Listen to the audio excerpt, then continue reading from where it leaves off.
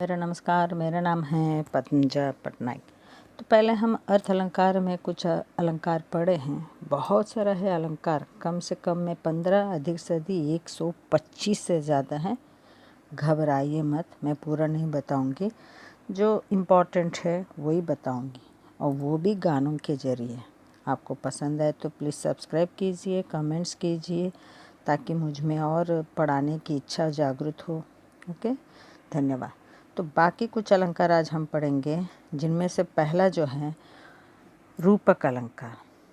रूपक अलंकार ये है जब नहीं है, जब उपमान को ही उपमेय मान लिया जाए तब रूपक अलंकार होता है। उपमान को ही उपमेय मान लिया जाए। उपमान क्या है, उपमेय क्या है, पहले वीडियो में बता चुकी हूँ। उपमेय व्यक्ति है, मान लीजिए। उपमान उसके साथ कंपेयर करने वाला वस्तु, ठीक है। तो क्या बोलते हैं यहाँ, उपमान को ही उपमेय मान लिया जाए। तो मुख ही चंद्र है, मुख ही चंद्र है, यह है उसका उदाहरण। मतलब पूरे मुख को ही चंद्रमा मान लिया है। रामचंद्र मुख चंद्र छवि लोचन चारु चकोर, यहाँ मुख चंद्र और लोचन चकोर रूप अलंकार है। इसके संबंध में भी एक अच्छा गाना है, आपको मैं सुनाऊंगी, देख लीजिए। चौदहवीं का चांद हो या आफताब हो, जो भी हो तुम खुदा की कसम लाजवाब हो। सुने ना, 14वीं का चांद हो, मतलब उसके मुख को 14वीं के चांद के साथ कंपेयर किया है। यही उसका रूपक अलंकार होता है। अब दूसरा क्या है, भ्रांतिमान। भ्रांति या भ्रम मतलब कंफ्यूजन करने वाला। तो क्या है, रूप रंग कर्म आदि की समानता के कारण जहाँ एक वस्तु में किसी अन्य वस्तु की चमत्कारपूर्ण भ्रांति हो। एक वस्तु में हम दूसरे वस्तु को देखते हैं, वही हमें भ्रांतिमान अलंकार होता है। यह अधिकतर क्या है, काल्पनिक होता है। इसका उदाहरण क्या दिया है, नाक का मोती अधर की कांति से, बीज दाडिम का समझ कर भ्रांति से, दाडिम का समझ कर भ्रांति से। इससे अच्छा आपको गाना सुना लेना ही अच्छा भाई। गाना सही तो और अच्छा है, आपको मालूम होगा, एक गाना आपने सुना ही होगा। अब हम देखेंगे भ्रांतिमान या भ्रम अलंकार का गाना सुनेंगे।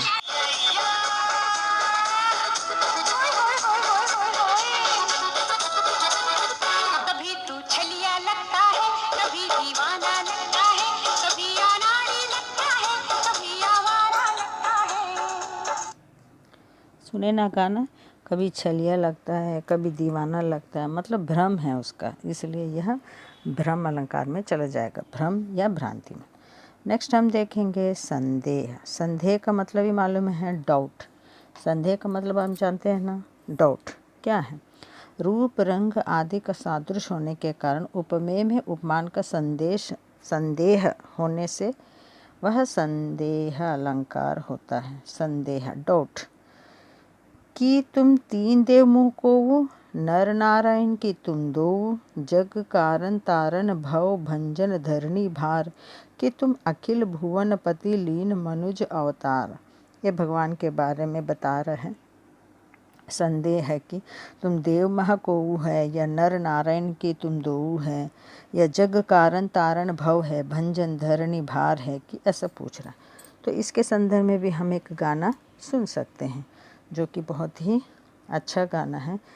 पिछले देखो देखो क्या वो पेड़ है, चादर ओढ़े या खड़ा कोई। हे, देखो देखो क्या वो पेड़ है, चादर ओढ़े या खड़ा कोई। पेड़ है या चादर व खड़ा कोई, ये संदेह के संदर्भ में लिखा गया गाना है। तो ये संदेह अलंकार है। नेक्स्ट देखेंगे उदाहरण अलंकार। उदाहरण, एग्जाम्पल, उदाहरण अलंकार देखिए क्या है इसमें। जहाँ उपमेय वाक्य की ओर लक्ष्य रखकर, ओके, जहाँ उपमेय वाक्य की ओर लक्ष्य रखकर उपमान वाक्यों में समानता का भाव दिखाया जाता है। उदाहरण में हम जैसे लिखते हैं ना वैसे ही आता है। इसके वाचक शब्द क्या हैं? जिम्मी, जैसे, यथा, ज्यों आदि। इसके संदर्भ में भी बहुत अच्छा सुंदर गाना है जो कि आपने सुना होगा गोविंदा जी का, वो भी सुनाती हूँ आपको। सोना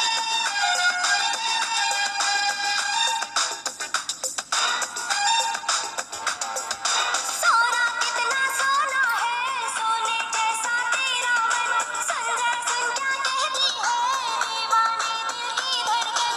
सोना कितना सोना है, सोने जैसा तेरा मन, सुन जरा सुन क्या कहती है दीवाने दिल की धड़कन। तू मेरा तू मेरा तू मेरा तू मेरा तू मेरा ही। सोना कितना सोना है, सोने जैसा तेरा मन। तो इस गाने में जैसा आया है यही उदाहरण अलंकार है। तो इसमें कविता भी एक दिया गया है, क्या है? दामिनी दमकी रही घन माही, खल की प्रीति यथा थिर नाही।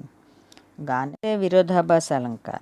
विरोधाभास अलंकार में क्या है? वास्तविक विरोध ना होते हुए भी जहाँ विरोध का आभास होता है, मतलब उन लोग आपस में विरोध नहीं करते हैं, एक दूसरे को बहुत पसंद करते हैं परंतु विरोध का भाव दिखाते हैं, तो उसे हम विरोधाभास अलंकार कहते हैं। उदाहरण के लिए देखिए, जाने कौन सा ममीरा मीरा थी लगाए हुए, आँख मूंद के भी घनश्याम देख लेती थी। ओके, तो इसके संदर्भ में भी एक अच्छा से गाना है जो कि ये कैसा लड़का है, ये कैसी लड़की है, इसका मैं क्या करूं, इससे मैं क्या कहूँ। ये लड़ता है अकड़ती है, झगड़ता है, बिगड़ती है, दीवाना है। दीवानी है। But he's your best friend, yeah? सुनिए ना गाना। लड़का लड़की दोनों लड़ते रहते हैं परंतु दोनों बहुत ही बेस्ट फ्रेंड है, विरोध नहीं करते हैं, विरोध का भाव दिखाते हैं, वही इसमें दिखाया गया है विरोधाभास अलंकार। ओके, नेक्स्ट आता है असंगति। ये असंगति क्या है? तो साधारणतः जहाँ कारण होता है वहीं कार्य होता है, जहाँ कारण होता है वहीं कार्य होता है, किंतु जहाँ इसके विपरीत स्थिति हो यानी कारण एक स्थान पर कार्य अन्य स्थान पर हो तो वह असंगति अलंकार होता है। ये एग्जाम्पल दिया देखो आपको, ध्रुग उर्झत टूटत कुटुत, जुरती चतुर चित प्रीति, परत घाट दुर्जन हिये, दई नई यह रीति, है ना। इसमें उलझी है आंखें और टूटी है कुटुंब, जुड़ी है चतुर, चित्त में प्रीति, गांठ दुर्जन के हृदय में पड़ी है, और ये सभी बातें असंगत है। सिंपल उदाहरण है, देखिए आपको मैं बताऊंगी। एक है क्या है? हृदय घाव मेरे। ओके, हृदय घाव मेरे मतलब मेरे हृदय पर घाव पड़ा है, मेरे पीर मेरी पीड़ा है, रघुवीर। सिंपल क्या है? घाव लक्ष्मण के हृदय में हुआ है पर पीड़ा राम के, मतलब घाव जो है लक्ष्मण को हुआ है, पीड़ा किसको हो रही है? रघुवीर। रघुवीर यानी कौन? राम को हो रहा है। तो ये सिंपल उदाहरण है। कारण एक जगह है, लगा किसको है? लक्ष्मण को, और कार्य कहाँ हो रहा है? वो है रघुवीर को, है ना।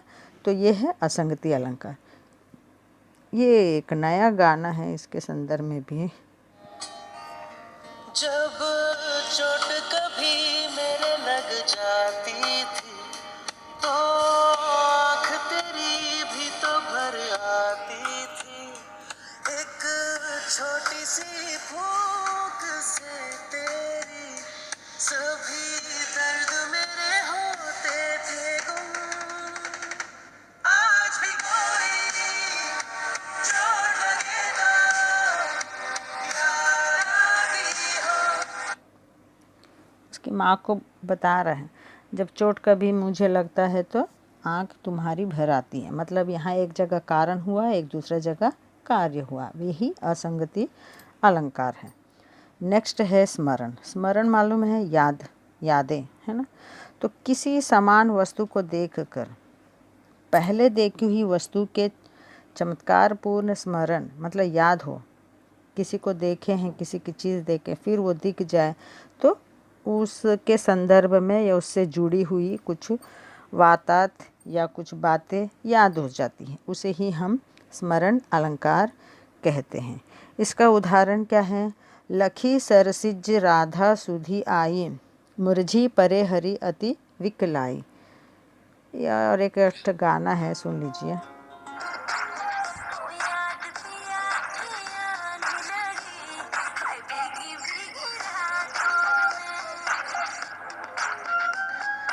गाना ये है। याद आ रही है, याद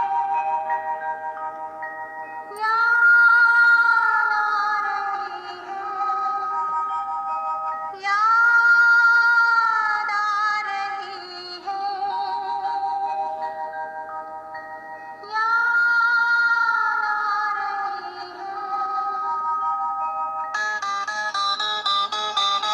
है, तेरी याद आ रही है, तेरी याद आ रही है, याद आने से तेरे जाने से जान जा रही है, याद आ रही है, तेरी याद आ रही है।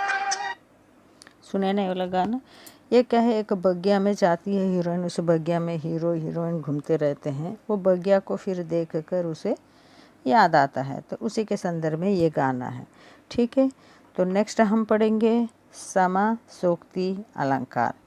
ये समासोक्ति अलंकार क्या है? जहाँ पर प्रस्तुत कथन द्वारा किसी अप्रस्तुत बात का आभास होता है वहाँ समासोक्ति अलंकार होता है। जहाँ पर प्रस्तुत कथन द्वारा किसी अप्रस्तुत बात का आभास होता है, मालूम होता है, वहाँ समासोक्ति अलंकार होता है। उदाहरण के लिए क्या है? लता नवल तनु अंग, जाति जरी जीवन बिना, कहा सीख्यो यह ढंग, तरुण तनिक निर्दय निराम।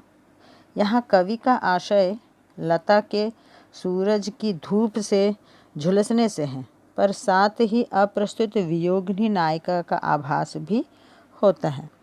इसके संदर्भ में एक छोटा सा गाना। नैनों से बहते अश्कों के धारों में, हमने तुझको देखा चांद सितारों में, बिरहा के अग्नि में पल पल तपती है, अब तो सांसें तेरी माला जपती है,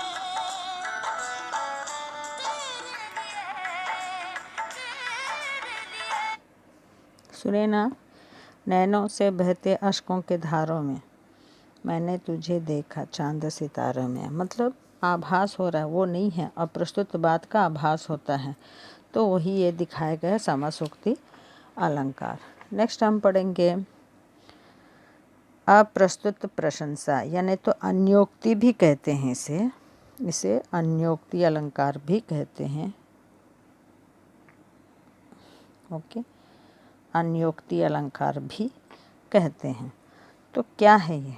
जब अपनी बात को स्पष्ट प्रस्तुत से ना कहकर किस अन्य प्रसंग द्वारा कहते हैं, मतलब हमारी बात किसी और से, मतलब भाई हो बहन हो कोई भी हो, या उनसे सीधी बात ना कहकर बीच में किसी के रख कर उसके जरिए बात करना ही अप्रस्तुत प्रशंसा या अन्योक्ति कहते हैं। वह अप्रस्तुत प्रशंसा अलंकार होता है। यह प्रस्तुत और अप्रस्तुत का संबंध 3 प्रकार से स्थापित हो सकता है। एक है कार्य कारण संबंध।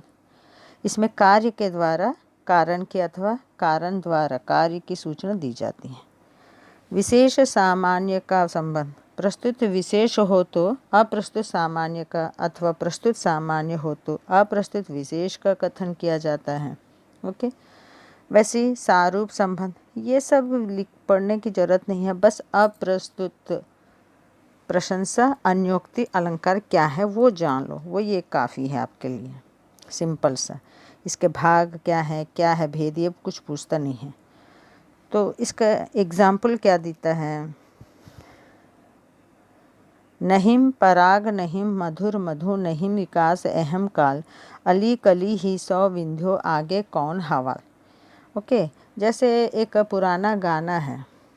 ओके, हस्बैंड वाइफ के बीच में झगड़ा होता है, मान लीजिए, वो अपनी बात जो है चांद के जरिए, ओके, चंद्रमा के जरिए बताता है। तो वही यहाँ क्या है, अप्रस्तुत प्रशंसा है।